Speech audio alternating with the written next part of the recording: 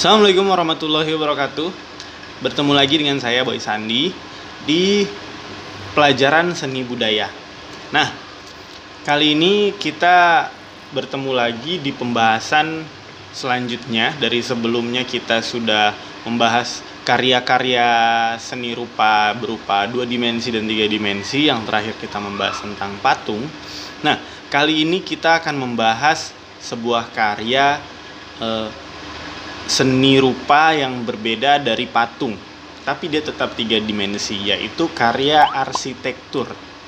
Nah, saya ingin tahu di pikiran kalian kira-kira apa yang kalian pikirkan tentang arsitektur. Saya harap kalian berpikir tentang sebuah bangunan. Nah, arsitektur ini tidak hanya sebuah rumah, tapi bisa jadi arsitektur ini kalau kita merujuk ke karya-karya artefak, mungkin kalian bisa berpikir arsitektur itu seperti candi, arsitektur itu seperti kerajaan, dan lain-lain sebagainya. Tapi kita akan membahas lebih terperinci lagi masalah tentang arsitektur ini. Nah, sebelum kita mulai videonya, marilah kita lihat dulu intronya.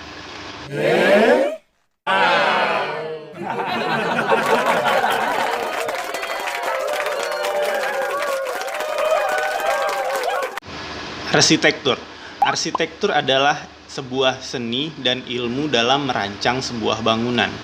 Dalam arti yang luas, arsitektur itu dapat mencakup membangun dan merancang seluruh wilayah binaan atau wilayah yang akan dilakukan pembangunan. Mulai dari level makro, yaitu perancangan kota, perencanaan perkotaan, dan arsitektur landscape. Dan selain itu ada level mikro, yaitu pembangunan gedung, desain bangunan, desain produk, desain perabotan, dan lain-lain. Nah, semua hal itu adalah mencakup pada definisi dari arsitektur. Dalam pikiran kita, arsitektur itu pasti sebuah bangunan. Nah, arsitektur itu selain memiliki fungsi sebagai bangunan, yaitu kalau ada sebuah bangunan berarti ada manusia yang menempati bangunan tersebut atau ada sesuatu yang menempati bangunan tersebut. Nah, selain itu arsitektur juga berfungsi dan berguna sebagai memberikan sentuhan estetis kepada bangunan tersebut. Nah, jadi kalau kalian merasa suatu bangunan itu tidak memiliki estetika, tidak terlihat tidak indah, mungkin bangunan itu tidak dirancang oleh seorang arsitek yang handal, atau mungkin tidak menggunakan arsitek. Sama seperti bangunan-bangunan yang kalian, misalnya di rumah-rumah kalian atau kalian sering lihat lah bangunan-bangunan rumah yang biasa-biasa aja seperti rumah. Tapi kalau kalian lihat bangunan-bangunan yang ada di sebuah perumahan, pasti itu bangunannya terlihat sedikit menarik, walaupun rumahnya hanya rumah-rumah kecil, tapi dia didesain sedemikian rupa hingga rumah-rumah itu terlihat lebih menarik daripada rumah-rumah lainnya. Maka dari itu tugas arsitek itu adalah membuat bangunan itu terlihat lebih menarik. Karena pengertian lain dari arsitektur adalah seorang individu yang mengeluarkan imajinasinya untuk membangun sebuah bangunan yang kreatif. Jadi seorang arsitek, atau kita bisa sebut seniman arsitek, karena saya rasa arsitek itu adalah seorang seniman juga, walaupun objek atau media yang digunakan itu berbeda, atau mungkin kadang-kadang sama dengan seniman. Dia menggunakan kayu dengan batu, tapi hasil akhirnya berbeda. Walaupun dia tetap adalah sebuah karya yang difungsikan atau memiliki fungsi, tapi seorang arsitek juga mengeluarkan imajinasinya, mengeluarkan daya khayal dia untuk bisa atau untuk membuat bangunan itu terlihat indah dari bangunan-bangunan lain. Sama seperti halnya lukisan dan patung, arsitek juga memiliki aliran-alirannya sendiri. Tapi tidak akan saya jelaskan, tapi sekelebat akan saya beritahu bahwa karya arsitek itu memiliki aliran-aliran. Ada yang alirannya klasik. Kalau kalian lihat kalau kalian lihat rumah-rumah yang penuh dengan motif-motif ukiran, itu mungkin dia mengambil gaya klasik. Atau ada yang gayanya gotik, ada yang gayanya oriental, ada gayanya minimalis, dan banyak sebagainya. Kalian kalau kiranya kalian tertarik dengan arsitek, mungkin kalian bisa mulai mengkulik-kulik atau mencari tahu tentang arsitek lebih dalam di internet atau di buku-buku yang bisa kalian dapatkan. Fungsi arsitektur. Menurut Jeffrey Broadbent, ada beberapa gagasan tentang fungsi konsep atau fungsi arsitektur dikemukakan oleh Broadbent dalam bukunya Science, Symbol, and Architect yang dibuat oleh Jeffrey Broadbent. Fungsi yang pertama adalah artistic form atau fungsi bentuk artistik. Seperti yang sudah saya jelaskan barusan, di fungsi pertama menurut Jeffrey Broadbent adalah fungsi artistik. Ini berarti arsitektur dianggap sebagai sebuah bentuk seni. Sehingga arsitektur yang fungsional diartikan sebagai suatu bentuk yang artistik dan memiliki nilai-nilai keindahan. Yang kedua adalah container function atau fungsi pewadahan. Arsitek yang fungsional secara fisik adalah suatu yang mampu mewadahi suatu kegiatan dan atau aktivitas tertentu sehingga penikmat dapat merasakan aman dan nyaman. Nah, fungsi yang kedua ini adalah fungsi tempat. Jadi arsitek itu juga harus memahami bangunan yang dibuat itu fungsinya untuk apa? Untuk tempat tinggalkah, untuk perkantorankah, atau untuk sekolah. Jadi fungsinya itu harus tepat, kegunaannya itu untuk apa. Jadi misalkan kalau kalian lihat sekolah kalian, menurut kalian sudah benar atau belum? Misalkan sirkulasinya dia harus kantinnya di sebelah sini, WC-nya ada di sana, masjidnya ada di sana, ruang guru ada di sana, ruang kelas kalian ada di situ, bangunan antar kelasnya nyaman atau tidak. Jadi itu fungsi container, fungsi dari penempatan. Fungsi selanjutnya adalah climatic modifier function atau fungsi kontrol iklim atau modifikasi iklim. Ini berarti menunjukkan bahwa bentukan arsitektur yang fungsional itu diartikan sebagai bangunan yang mampu mengantisipasi, mengontrol, dan beradaptasi dari fungsi bangunannya atau fungsi fisiknya. Dalam hal ini adalah aspek iklim yang berlaku di sekitarnya. Nah, contoh ini misalkan kalau kalian lihat rumah-rumah adat di Indonesia itu biasanya rumah panggung. Contohnya misalkan rumah orang Betawi. Rumah orang Betawi itu biasanya dia punya rumahnya itu rumah panggung. Karena dari dulu sampai sekarang sebenarnya Jakarta itu banjir. Jadi untuk menghindari banjir karena ada iklim yang ekstrim di Jakarta membuat rumahnya sering banjir. Atau rumah Padang, rumah Gadang. Rumah Gadang itu juga memiliki panggung karena menghindari hewan buas yang berkeliaran pada masa itu. Nah, yang paling ini kalau kalian tahu cerita tentang Tangkuban Perahu. Namanya siapa tadi? Dayang Sumbi. Ceritanya kan Dayang Sumbi lagi menjahit, kemudian dia jarumnya jatuh ke bawah rumahnya. Rumahnya itu rumah tinggi, rumah panggung, kemudian jatuh ke bawah. Dia takut untuk mengambilnya karena di bawah itu banyak hewan buas, binatang buas, dan dia menunggu orang yang akan mengambil jarum tadi untuk dibawa ke atas. Dan itu janjinya kalau laki-laki dijadikan suami, kalau perempuan dijadikan saudara.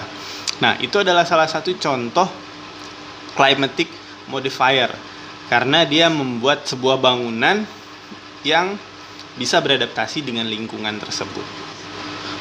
Fungsi selanjutnya adalah environmental filter function atau fungsi filter lingkungan, yaitu bangunan arsitektur berfungsi sebagai media filterisasi lingkungan, bukan hanya lingkungan bersifat fisik, namun juga berupa lingkungan sosial. Ini contohnya adalah misalkan kalau kalian lihat environmental ini adalah ramah lingkungan lah. Jadi rumah-rumah yang ramah lingkungan, biasanya rumah-rumah yang dipenuhi dengan tumbuh-tumbuhan, ya kan? Atau rumah, kalau kalian lihat sekarang rumah-rumah sekarang itu ada yang di atas rumahnya ada solar panel. Solar panel itu berguna untuk menyerap daya dari matahari, kemudian dijadikan sebuah arus listrik. Jadi dia tidak menggunakan PLN lagi, tidak menggunakan pembangkit listrik tenaga nuklir lagi, PLN, ya kan? Tapi dia menggunakan tenaga matahari, kemudian disimpan ke sebuah baterai. Baterai itu pastinya besar ya, tidak kalian lihat seperti baterai kecil itu. Kemudian baterai itu dijadikan daya dari rumah itu, listrik dari rumah itu sendiri. Nah, itu adalah contoh kecil dari arsitektur yang menggunakan environmental. Atau environmental itu misalkan kalau misalkan bangunan sekolah memiliki sirkulasi tempat sampah yang baik, pembuangan sampah yang baik, itu juga termasuk environmental. Jadi pokoknya kalian berpikir tentang bangunan yang ramah lingkungan itu seperti apa. Itu adalah environmental function. Nah, yang selanjutnya adalah behavior modifier function atau fungsi pembentukan perilaku.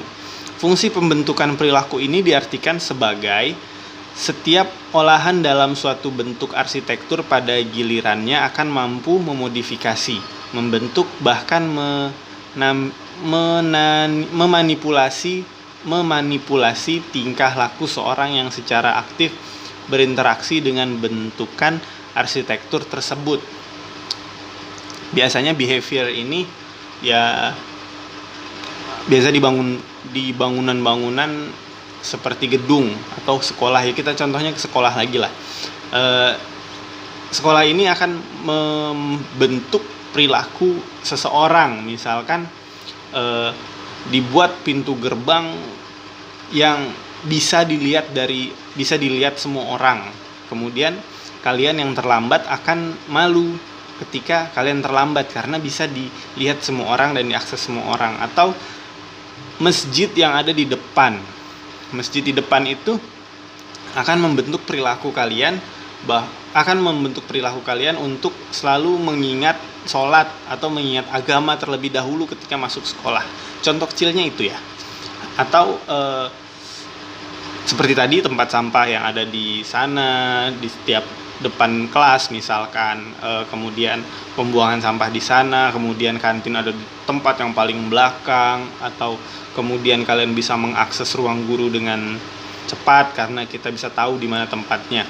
Jadi kalau ada tamu masuk, dia udah tahu di barisan sini adalah barisan tentang ruang guru, ruang kepala sekolah, ruang tata usaha dan sebagainya. Dan selebihnya adalah kelas, dan itu bisa jadi sebuah contoh dari behavior atau perilaku. Jadi ketika kita berada di lokasi tersebut, di tempat tersebut, perilaku kita secara tidak sadar akan berubah. Biasanya ini juga ada di gedung-gedung perusahaan, misalkan di pintu masuknya seperti apa, kemudian ada ruangan apa. Biasanya itu akan lingkungan atau gedung yang bisa merubah perilaku. Yang selanjutnya, yang keenam adalah capital investment atau fungsi investasi modal. Ini berarti arsitektur juga memiliki semacam tujuan untuk memperoleh manfaat atau nilai tambah tertentu atau keuntungan. Nah, investasi yang dimaksud yaitu sebagai suatu upaya memanfaatkan sumber daya, baik modal uang atau tenaga untuk menghasilkan keuntungan tertentu. Ada dua jenis keuntungan, yaitu yang pertama adalah keuntungan profit, yang kedua adalah benefit. Nah, perkembangan arsitektur memiliki sejarah yang sangat panjang ya. Jadi arsitektur ini adalah em, pencatatan sejarah juga, karena kita bisa tahu arsitek yang paling tua itu adalah arsitektur di Stonehenge. Kalau kalian tahu, Stonehenge itu adalah tumpukan-tumpukan batu, itu adalah arsitektur paling tertua di dunia. Itu adalah sebuah arsitektur ya. Kalau kalian tahu Stonehenge, akan saya tampilkan fotonya. Nah, arsitektur itu juga sebagai, seperti saya tadi, itu adalah pencatatan sejarah. Di tahun segini bangunannya seperti ini, kita bisa lihat fungsi bangunannya seperti apa.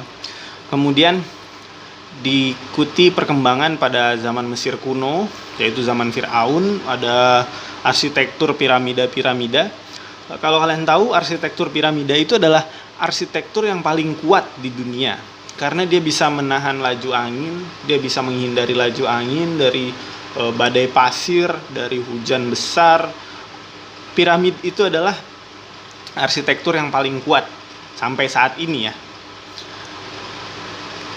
Dan terus berkembang ke arah klasik, kemudian Bizantium, Romawi kuno, kemudian arsitektur Gotik, Renaissance, Barok, Neoklasik, Nouveau, Neogotik, kemudian arsitektur, kemudian Art Deco arsitektur, modernis